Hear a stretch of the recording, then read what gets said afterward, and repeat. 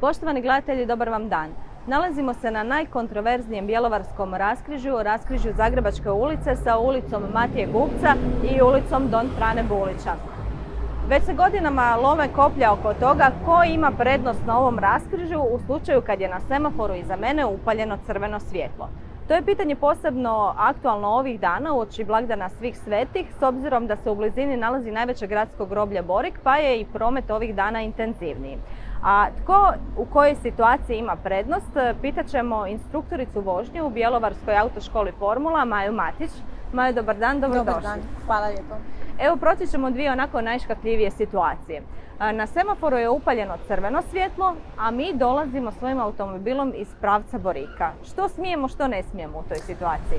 Pa zapravo je vrlo jednostavno. Znači, crveno svjetlo vrijedi jednako i uvijek u svakoj situaciji, isto za sve. Znači, prolazak kroz semafor nije dozvoljen. Dakle, ukoliko, s obzirom da iste ulica iz smjera Borika nema na toj strani semafor, već je samo sa ove, gledamo tu stranu, dakle ako je crveno, ne smije se proći. Iznimka je to što smijemo proći ravno kroz križanje ili desno, odnosno u smjeru Zagreba. Znači prema centru ne smijemo, Tako, dok se ne upali zeleno i dok ne prođu vozila na glavnoj cesti. Tako je.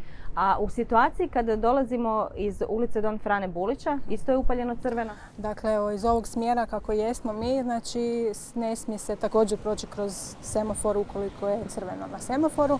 Mogli bi znači ravno ili lijevo. Naravno, vrijedi zapravo da isto za svaku situaciju gdje god, jer kroz crveno se ne smije. Za vozače na glavnoj cesti koji stoje pred crvenim, jasno, Tako je.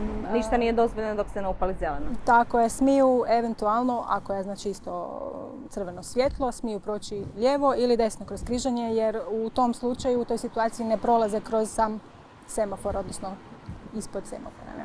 U redu. Majo, hvala vam puno na pojašnjenju. Evo, dragi vozači, čuli ste sve, znate kakva su pravila i sretno i pametno u prometu.